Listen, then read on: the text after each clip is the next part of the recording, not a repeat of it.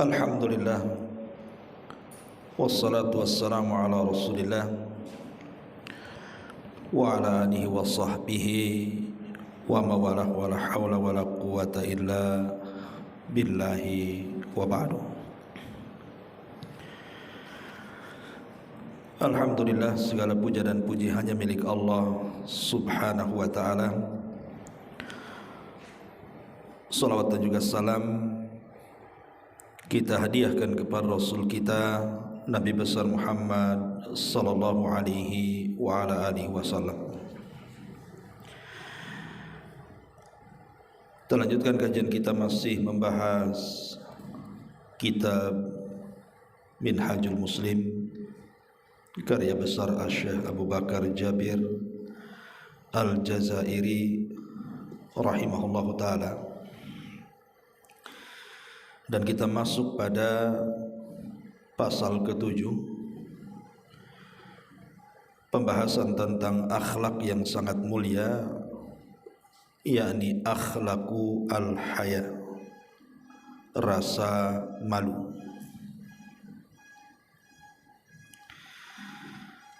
Ma'asyiral muslimin, ma'asyiral muslimat yang dimuliakan Allah subhanahu wa ta'ala,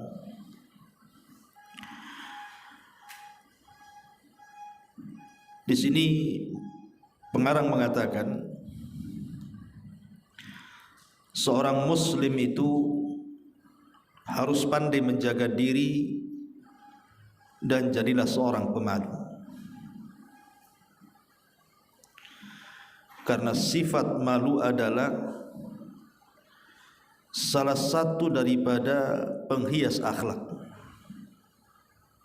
Bahkan malu itu bagian daripada iman. Perhatikan hadis Nabi sallallahu alaihi wasallam, al-imanu bid'un wa sab'una au bid'un wa sittuna su'batan.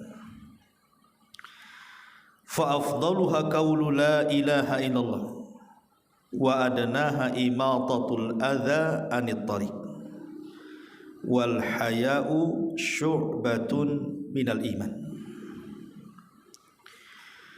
Iman itu bercabang-cabang sampai kepada 70 lebih cabang atau 60 lebih cabang.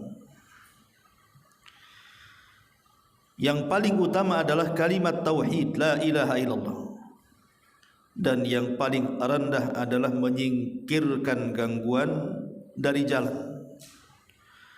Kemudian kata Nabi sallallahu alaihi wasallam, wal haya'u syu'batun minal iman, dan malu itu termasuk cabang dari cabang-cabang keimanan. Perhatikan hadis ini. Nabi sallallahu alaihi wasallam mengatakan bahwa iman itu bercabang-cabang sampai 70 ataupun 60 lebih cabang. Artinya banyak amalan-amalan yang bisa menjadikan cabang dari keimanan. Tapi kenapa pula kemudian dalam hadis ini Nabi SAW menyebut kalimat malu, padahal kan cabang iman banyak. Artinya banyak amalan-amalan yang merupakan cabang-cabang keimanan. Kenapa mesti kalimat malu yang dicantumkan? Tentu ada maksudnya di sini. Sebanyak-banyak itu cabang keimanan, yang disebut adalah kalimat al-haya'u syu'batun minal iman. Malu itu bagian daripada cabang keimanan. Ya, karena Nabi SAW mengatakan setiap umat itu punya akhlak. Setiap umat itu punya akhlak. Artinya semua para nabi itu mengajarkan akhlak kepada umatnya. Tetapi akhlak malu atau sifat malu adalah sifat yang kata Nabi SAW bahwa umat ini terpisahkan atau terbedakan dengan umat-umat yang lain dengan akhlak malu. Inilah yang kemudian menjadikan Nabi SAW menyebutkan bahwa kalimat malu itu bagian daripada iman. Karena semua umat itu punya akhlak, dan akhlaknya umat Islam dilebihkan dari umat-umat sebelumnya adalah malu. Kenapa? Karena al-haya'u la ya'ti illa bi khairin. Malu itu tidak mendatangkan kecuali kebaikan. Baik, kita akan rincikan sedikit. Ma'asyiral muslimat yang dimuliakan Allah Subhanahu wa taala. Malu ini ada dua macam. Pertama, al-haya'u minallah. Malu dari Allah Subhanahu wa taala. Dan yang kedua, al-haya'u minan nas. Malu dari manusia. Adapun malu dari Allah Subhanahu wa taala disebutkan dalam sebuah hadis yang dikeluarkan Imam Ahmad. Nabi SAW mengatakan, Allahu ahaqqu an yustahya minhu minan nas. Bahwa malunya kita kepada Allah harus lebih dibandingkan malunya kita kepada manusia. Dalam hadis yang lain yang dikeluarkan Imam At-Tabrani dari Sa'id ibn Yazid Al-Azdi, kata Nabi SAW, usika an tastahyiya minallahi azza wa jalla kama tastahyiya minar rajulis salih min qaumika. Aku wasiatkan kepadamu, kata Rasul, untuk memiliki rasa malu kepada Allah sebagaimana engkau memiliki rasa malu kepada orang saleh dari kaummu. Maksudnya, terkadang umpamanya ada salah satu tokoh yang ibu kagumi, yang ibu banggakan. Dari tokoh-tokoh orang-orang saleh seperti kiai, ustadz, tuan guru, ajengan atau apa kan itu. Tentu kalau ibu ingin berjumpa dengan tokoh yang ibu kagumi kan tidak mungkinlah ibu akan sembarang datang kan. Tentu pakaiannya pun akan dirapihkan, ucapannya pun akan ditata dengan baik, dan sikapnya pun akan dijaga, takut menyinggung perasaan dan begitu seterusnya. Lah kenapa kemudian kita bisa lakukan kepada manusia? Hanya karena dia dianggap agung di mata ibu, dianggap mulia di mata ibu. Lah kenapa hal yang sama tidak dilakukan kepada Allah Subhanahu wa taala? Terkadang kita ini ketika salat sudah tidak punya malu lagi. Tempat sudah asal-asalan, pakaian asal-asalan gitu ya. Wudu pun asal-asalan. Seolah-olah tidak punya malu dengan Allah Subhanahu wa taala, padahal dengan orang saja yang kita anggap mulia kita bisa malu kepada mereka. Lah kata Nabi SAW, aku wasiatkan kalian agar kalian lebih malu kepada Allah seperti malunya engkau berhadapan dengan orang yang dianggap mulia dari kaum. Karena bagaimanapun Allah lebih berhak untuk dimalui dibandingkan manusia. Ma'asyiral muslimat yang dimuliakan Allah Subhanahu wa taala. Lalu seperti apa malunya kita kepada Allah itu? Para ulama mengatakan, alla yaraka haitsu nahaka wa la yafkiduka haitsu amarak. Jadi malu kepada Allah itu artinya jangan sampai Allah melihat kamu ketika Allah melarang sesuatu, dan jangan sampai kemudian Allah tidak mendapatimu saat Allah memerintahkan sesuatu kepadamu. Saya ulang, jangan sampai Allah melihatmu saat Allah melarang sesuatu kepadamu, dan jangan sampai Allah tidak tahu dari apa yang telah Allah perintahkan kepadamu. Artinya malu kepada Allah itu jangan sampai maksiat, dan jangan sampai tidak melaksanakan perintah. Itulah inti daripada rasa malu kita kepada Allah Subhanahu wa taala. Ma'asyiral muslimat yang dimuliakan Allah Subhanahu wa taala, maka seorang muslim sudah sewajarnya kan beradab kepada Allah dan juga menanamkan perasaan malu kepada Allah. Dengan cara apa? Ya tadi, melaksanakan perintah, menjauhi larangan, bersyukur akan nikmat-nikmat Allah Azza wa Jal, dan jangan mengingkari kebaikan Allah kepada kita. Dengan itulah kita bisa mewujudkan rasa malu kita kepada Allah Subhanahu wa taala. Karena kalau orang sudah punya malu kepada Allah, itu dampaknya akan positif. Pertama, akan tertanam rasa cinta. Walladzina amanu asyaddu hubban lillah. Dan orang-orang yang beriman, mereka akan lebih cinta kepada Allah Subhanahu wa taala dengan sebenar-benar cinta. Maksudnya, ketika kita menanamkan perasaan malu kepada Allah Azza wa Jal, kalau Allah melihat apa yang kita lakukan dari maksiat, atau Allah Subhanahu wa taala tidak melihat kita sedang melakukan ibadah kepada Allah Azza wa Jal, dan mustahil Allah tidak melihat, pasti Allah melihat. Dari situ kemudian tumbuh perasaan cinta kita. Yang kemudian, yang kedua, akan tumbuh perasaan ta'zim, pengagungan. Kalau sudah timbul rasa cinta dari rasa malu kita kepada Allah, pasti akan tercipta pengagungan kita kepada Allah. Dan kalau sudah tercipta pengagungan kita kepada Allah Subhanahu wa taala, karena merasa diawasi Allah, maka kita pun akan senantiasa mengingat nikmat-nikmat Allah Subhanahu wa taala. Dan kalau orang sudah mengingat nikmat Allah, tidak mungkin kita maksiat, karena sudah tertanam sifat malu kan. Umpamanya ketika kita bermaksiat, kita berfikir, rizki kan yang kasih Allah. Tiba-tiba kemudian rizki Allah kita gunakan untuk maksiat.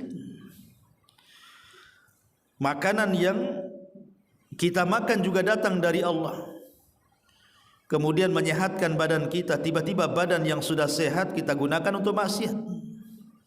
Begitu juga minuman, begitu juga kesehatan datang dari Allah. Ketika kita sudah sembuh, tiba-tiba kita bermaksiat, dan begitu seterusnya.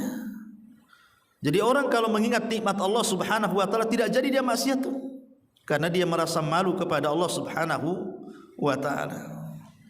Wa in ta'uddu nikmatallah la tuhsuha.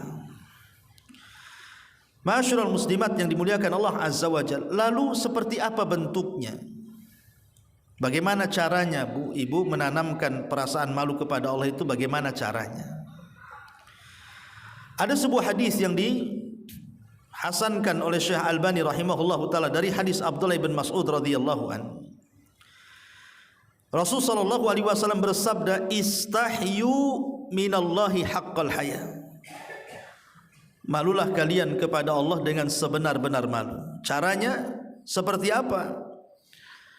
Maka Nabi sallallahu alaihi wasallam mengajarkan, antahfadhar ra'sa wa mawa,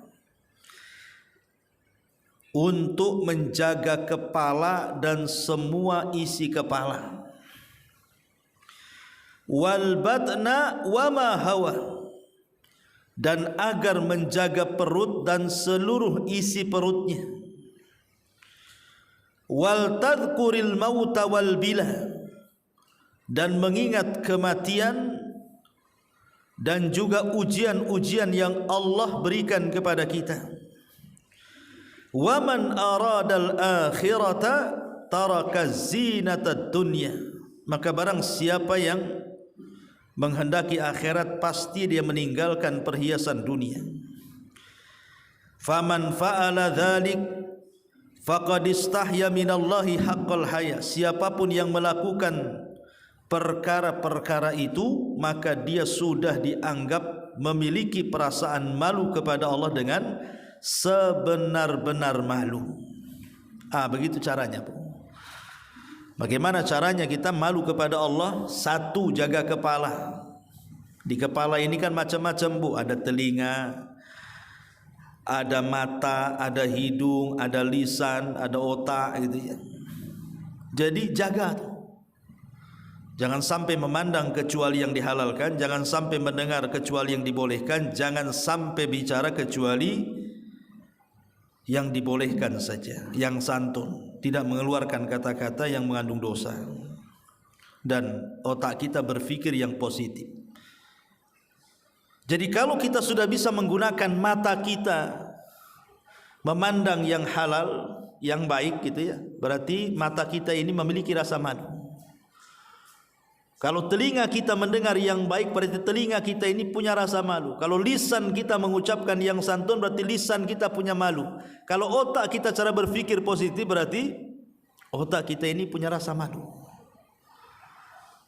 Berarti sebaliknya bu, kalau kita masih memandang yang haram, berarti mata kita tidak punya malu tuh. Telinga kita masih mendengar yang diharamkan, masih nguping orang, gibah, tajassus dan begitu seterusnya, berarti telinga kita belum punya rasa malu. Kalau lisan kita masih mencaci, memaki, menggibah, namimah, menjelekkan, memburukkan, merendahkan, menghasut dan begitu seterusnya, berarti lisan kita tidak punya malu. Kalau cara berpikir otak kita ini ingin melakukan dosa saja, berarti otak kita tidak punya malu tuh. Jadi ini yang pertama ya, menjaga kepala. Yang kedua, wal batna wa ma hawa, menjaga perut dan yang sekitarnya, termasuk juga kemaluan. Kalau kita masih memasukkan benda-benda haram kepada perut kita, minuman-minuman haram kepada perut kita, ataupun hal-hal yang diharamkan kepada perut kita, berarti perut kita tidak punya rasa malu. Tapi kalau kita memasukkan sesuatu yang halal saja, saya tidak akan memasukkan ke perut saya kecuali yang halal, berarti perut kita punya malu. Malu kepada Allah. Seperti saya contohkan kisah Abu Bakar. Ingat ketika saya berkisah dulu, Abu Bakar ini kan punya budak bu. Budaknya dimerdekakan kemudian pergi. Sudah lama lah budak ini tak ketemu. Tiba-tiba kemudian datang bawa sekresek kurma. Kemudian menghadiahkan kurma itu kepada mantan majikannya Abu Bakar Siddiq radhiyallahu an. Ya, namanya hadiah dari mantan budak yang sudah dimerdekakan, senang saja Abu Bakar main ambil kurma itu, main makan. Setelah beberapa butir, terpikirlah bertanya, kau dapat kurma dari mana? Ya. Orang ini mengatakan, ini atakahan ya Abu Bakrin, saya ini pura-pura jadi dukun. Pura-pura, dia bukan dukun tapi pura-pura jadi dukun. Ada orang datang minta diramal, kuramal, betul pula ramalan saya katanya. Dapatlah aku sekresek kurma. Itulah hasilnya katanya. Kaget Abu Bakar. Langsung dia masukkan ke telunjuknya bu, telunjuknya ke dalam mulutnya sampai muntah. Sampai semua isi perutnya keluar. Orang-orang pun mengatakan, Abu Bakar kau mati nanti. Udah biarkan aja lah, udah ketelan. Kata Abu Bakar, sekalipun ruhku harus keluar, bukan makanan yang kumuntahkan saja, ruhku sampai keluar dari mulutku, itu lebih baik daripada Abu Bakar dan keluarganya memasukkan yang diharamkan Allah ke dalam perutnya. Lihat. Begitulah orang yang punya rasa malu bu. Kalau kita ada kasus orang dikasih makan oleh non muslim, anggap aja daging, enak masakannya, lezat sekali kan. Kemudian udah kenyang, udah dikasih tahu, kamu nggak tahu nggak itu makanan itu? Nggak tahu, itu babi loh. Kira-kira apa yang dilakukan bu? Ibu mau kayak Abu Bakar masukkan ke mulutnya, wah gitu ya? Mana ada? Ya sudahlah, ya sudah masuk, mau apa lagi katanya? Itu nggak punya malu bu. Udah masuk mau diapakan lagi? Yang lebih parah ya enggak apa-apa, enak aja katanya. Lebih parah lagi. Yang lebih parah lagi ada lagi enggak? Itu udah enggak punya malu lagi kalau udah kayak gitu. Jadi ini yang kedua, wal batna wa ma hawa. Yang ketiga, wal tadhkuril mauta wal bila. Mengingat kematian. Bentuk rasa malu kita kepada Allah itu mengingat kematian dan juga mengingat al-bila. Bencana-bencana, ujian-ujian, musibah-musibah, ingat. Supaya kalau dengan ingat kematian, dengan ingat musibah, maka kita akan ingat yang menciptakan kita, sehingga kita tidak sombong. Orang yang sombong itu karena merasa dia kuat, merasa dia kaya, merasa dia tinggi pangkat dan jabatannya. Ketiga-tiga perkara yang dicabut oleh Allah Azza wa Jal. Allah mencabut kekuasaannya, Allah mencabut hartanya, Allah mencabut kesehatannya sehingga dia sakit parah, kan Bu? Apa yang disombongkan coba? Kalau ingat ke situ jadi malu dia. Rupanya tidak ada apa-apanya kita, ini semua milik Allah. Inna lillahi wa inna ilaihi raji'un. Wa man aradal akhirata taraka zinatal hayatid dunya. Kata Rasul, barang siapa yang menginginkan akhirat pasti dia akan meninggalkan perhiasan dunia. Maka siapapun yang melakukan itu semua, maka dia telah memiliki rasa malu dari Allah Azza wa Jalla. Ini yang pertama. Yang kedua, inilah yang kita bahas. Malu terhadap manusia. Malu terhadap manusia. Ingat, malu itu, Bu,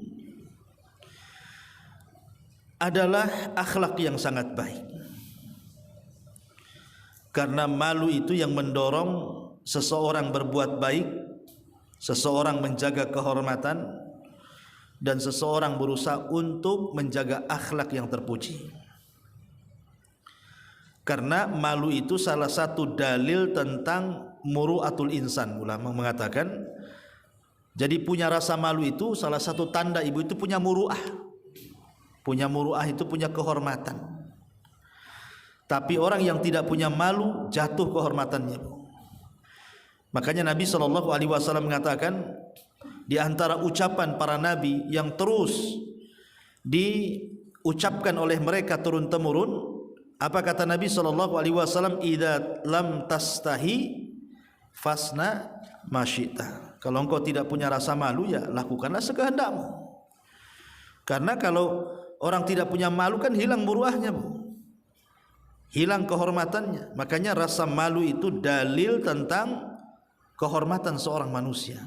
Ketika orang punya rasa malu, berarti masih punya kehormatan.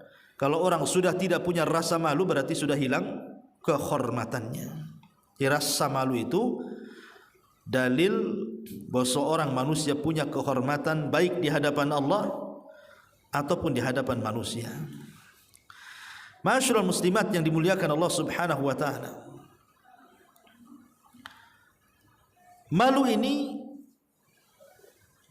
adalah kunci setiap kebaikan. Nabi SAW mengatakan, al-haya'u khairun kulluhu. Malu itu kebaikan semuanya. Dan Nabi mengatakan, al-haya'u la ya'ti illa bi khairin. Bahwa malu itu tidak mendatangkan kecuali kebaikan. Ini yang pertama, bahwa malu itu adalah kunci kebaikan. Yang kedua, malu ini adalah perhiasan seorang muslim. Malu ini adalah perhiasan seorang muslim atau muslimah. Berdasarkan hadis Nabi SAW, ma kanal fushu fi syai'in illa syana, wa ma kanal haya'u fi syai'in illa zana. Tidaklah ucapan-ucapan kotor, ucapan-ucapan buruk ketika menempel di sesuatu kecuali akan mengotorinya. Dan tidaklah perasaan malu yang menempel pada sesuatu kecuali akan menghiasinya. Begitu kata Nabi SAW. Jadi sifat malu itu menghiasi hidup kita. Karena sifat malu itu akan terpancar dari ucapan kita, perbuatan kita, sikap kita, hati kita, akal kita, dan begitu seterusnya. Makanya kemudian dia akan menjadi perhiasan bagi anggota badan kita. Kemudian juga yang ketiga, yang keempat atau yang ketiga, al-haya'u imanu. Malu itu adalah keimanan. Sebagaimana yang tadi sudah saya katakan, al-haya'u syu'batun minal iman, bahwa rasa malu itu bagian daripada iman.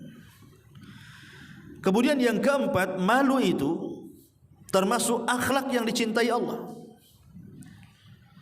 Makanya disebutkan dalam hadis Ashaj Abdul Qais radhiyallahu an, Nabi SAW pernah berkata kepada aku, kata Ashaj, apa kata Rasul? Inna fika, sesungguhnya dirimu hai Ashaj memiliki dua akhlak yang sangat dicintai Allah. Kemudian Ashaj berkata, yang mana wahai Rasul? Maka Rasul mengatakan, al-hilmu wal haya'u, kelembutanmu dan rasa malu. Lihat, Rasul mengatakan kepada Ashaj, dalam badanmu ada dua akhlak yang Allah cintai. Kata Ashaj, apa itu Rasul? Maka Rasul mengatakan kelembutan dan rasa malu. Menunjukkan bahwa malu itu akhlak yang dicintai Allah. Kemudian yang kelima, malu ini bisa mengantarkan kita ke surga. Karena Nabi SAW mengatakan, al-haya'u minal iman wal imanu fil jannah. Malu itu bagian daripada iman dan iman itu di surga. Jadi rasa malu itu bisa mengantarkan kita ke surga. Kemudian yang keenam, malu itu termasuk akhlaknya Islam. Inna likulli dinin khuluqan wa khuluqal Islam al-haya'u. Setiap agama itu punya akhlak, dan akhlaknya Islam adalah perasaan malu. Kemudian yang nomor 7, al-haya'u syari'atu jami'il anbiya. Bahwa perasaan malu itu semua syariat para nabi. Kata Nabi SAW, inna mimma adrakan nas min kalamin nubuwatil ula idza lam tastahi fasna ma syi'ta. Sesungguhnya apa-apa yang didapati manusia dari kalam kenabian yang awal-awal, mereka mengatakan para nabi, kalau engkau tidak malu lakukan sekehendakmu. Kemudian yang nomor 8, malu itu mani'un min fi'lil ma'asi, bisa mencegah untuk melakukan maksiat. Malu itu bisa mencegah untuk melakukan maksiat. Ketika hendak bermaksiat timbul rasa malu, tak jadi. Ketika hendak melakukan kemungkaran timbul rasa malu kepada Allah, tak jadi. Begitu rasa malu itu dia bisa mencegah dari kemaksiatan. Ma'asyiral muslimat yang dimuliakan Allah Subhanahu wa taala.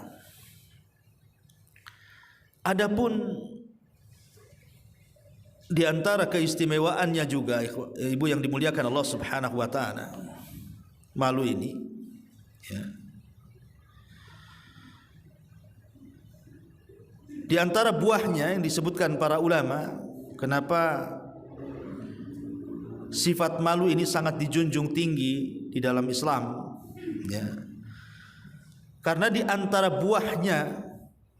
buahnya yang disebutkan oleh para ulama, pertama, dengan rasa malu ini kita semakin berhati-hati untuk melakukan hal-hal yang melanggar syariat.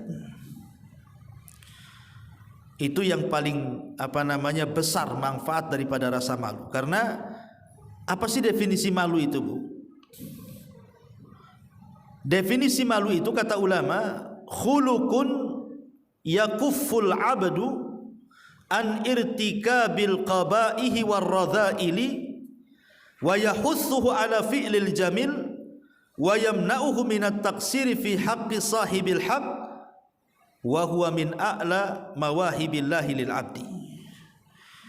Jadi definisi malu itu, Bu, adalah akhlak yang mencegah seorang hamba untuk melakukan hal-hal yang dianggap jelek, yang dianggap buruk. Kemudian juga menganjurkan untuk melakukan perbuatan-perbuatan baik dan mencegah dari hal-hal yang kurang ketika melaksanakan hak yang harus dilaksanakan dari hak-hak tersebut. Jadi sini ada 3 poin dari definisi malu itu kan. Pertama, mencegah kita untuk melakukan hal-hal yang dianggap buruk, dianggap hina. Yang kedua, mendorong kita untuk melakukan hal-hal yang baik dan yang berguna. Dan yang ketiga, mencegah kita untuk meremehkan hak-hak yang harus kita tunaikan, baik hak-hak kita kepada Allah atau hak-hak kita kepada manusia. Inilah definisi malu. Berarti di antara buah malu yang paling besar itu, seorang hamba dia tidak akan melakukan maksiat, dia akan senantiasa melakukan ketaatan, dan dia akan sempurna di dalam melakukan ibadah kepada Allah Subhanahu wa taala. Tapi sebaliknya, kalau hilang rasa malu, kira-kira apa yang terjadi? Orang yang enggak punya malu, maka di antara yang membahayakan orang kalau sudah hilang rasa malu itu, pertama, dia tidak peduli dengan dosa. Tidak akan peduli, mau melakukan dosa terang-terangan, mau melakukan dosa sembunyi-sembunyi, dia akan melakukannya. Dan ini sangat bahaya. Orang kalau sudah, jangankan kita ini melakukan dosa terang-terangan, Bu. Dosa yang tidak terang-terangan saja, kata Nabi SAW, nanti ada umat itu dihadapkan kepada Allah membawa pahala sebesar gunung Tihama. Tiba-tiba Allah hancurkan pahala itu karena dosa yang tidak terang-terangan. Yang tidak terang-terangan saja bisa menggugurkan banyak pahala tuh. Macam mana pula yang terang-terangan? Itulah orang kalau sudah tidak punya malu, makanya di akhir zaman, di antara tanda-tanda kiamat adalah ketika manusia sudah berzina di tengah jalan. Sampai orang yang paling malu yang hidup di zaman itu mengatakan sebaiknya kalian berzina di balik tembok, katanya. Bukan dicegah zinahnya, tapi suruh menyingkir saja. Karena nanti di akhir zaman tidak punya rasa malu lagi tuh. Lihat hari ini, orang-orang yang membuka aurat punya malu enggak tuh? Tidak punya malu. Anehnya yang nutup aurat sudah jelas-jelas pakai jilbab, pakai pakaian syar'i, ketika kemudian berjalan di tengah orang, malah dia pula yang malu. Akhirnya dicopotlah jilbabnya. Kenapa? Malu saya, katanya. Harusnya mereka yang ahli maksiat yang malu, bukan ibu yang ahli taat yang malu. Ya. Karena begitulah kalau sudah hilang rasa malu. Kemudian contohnya nih, orang yang hilang rasa malu adalah wanita-wanita. Tadi saya katakan khurujun nisa kasiatin ariyat, keluarnya wanita mereka berpakaian tapi telanjang. Ataupun banyaknya wanita keluar rumah yang tidak ada hajat. Kata Nabi SAW, innal mar'ata auratun, wanita itu aurat. Fa idza kharajat istasrafaha syaitan, kalau dia keluar setan ikut di belakangnya tuh.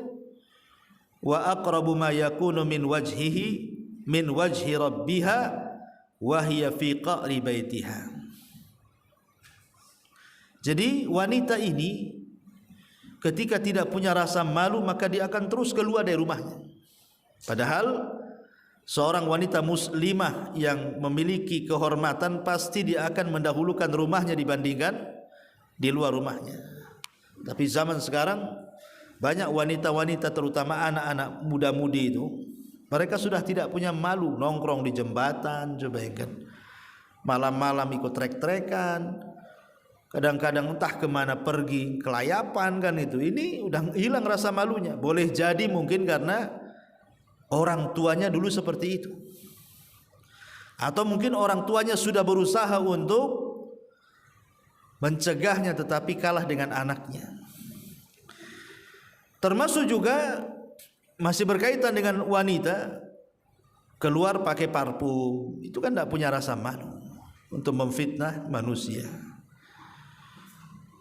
Ataupun berjalan tidak ada aturan, lenggak-lenggok sana sini, nah, itu kan juga termasuk tidak punya rasa malu.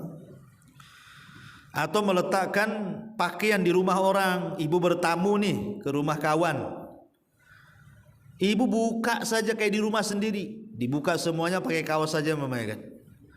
Nggak boleh bu, di rumah orang walaupun tidak ada laki-laki di situ, nggak boleh ibu sembarang pakai buka pakaian, tetap jaga aurat.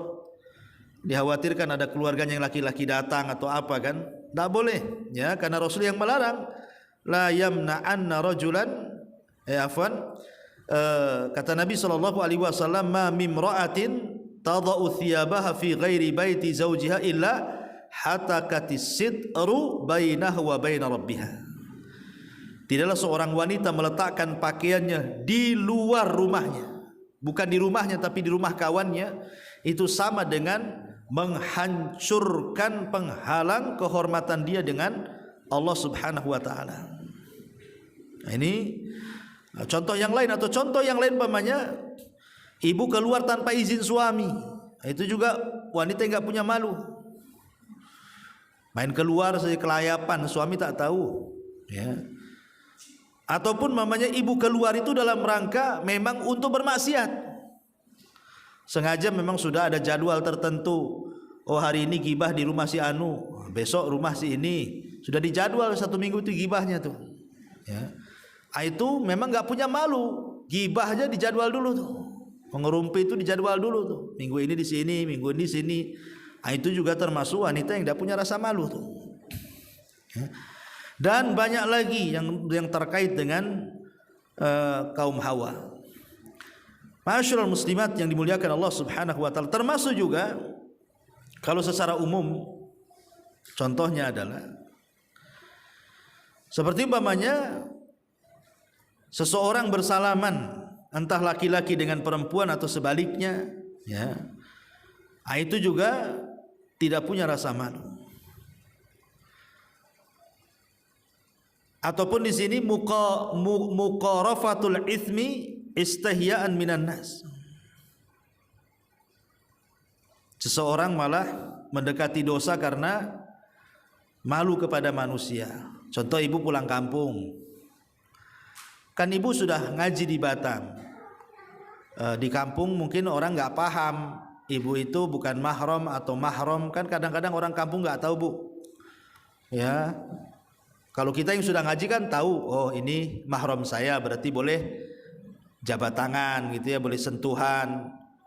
Oh ini bukan mahram saya, berarti nggak boleh.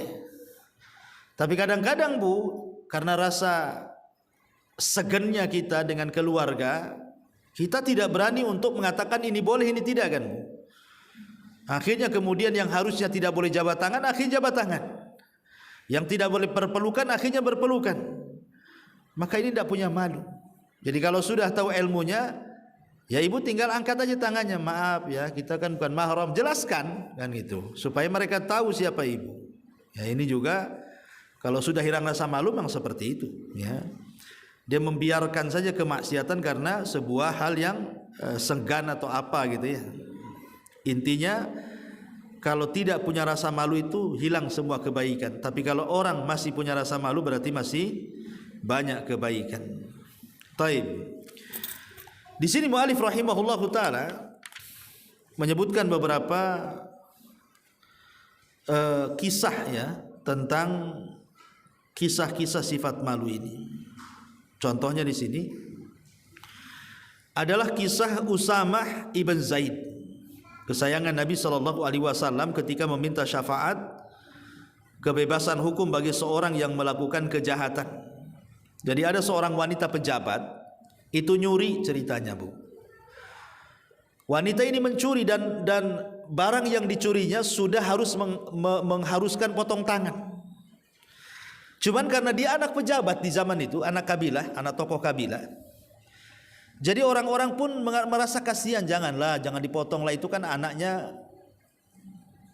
tuan kabilah ini, tuan kabilah itu, jangan kasihan.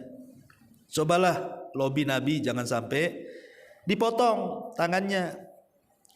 Akhirnya kemudian orang-orang pun teringat Nabi itu punya anak angkat namanya Zaid ibn Harithah. Dan Zaid bin Harithah itu orang yang sangat dicintai Nabi, dan dia punya anak namanya Usama bin Zaid, cucu angkat Nabi. Dan cucu angkat Nabi pun sangat disayang Nabi.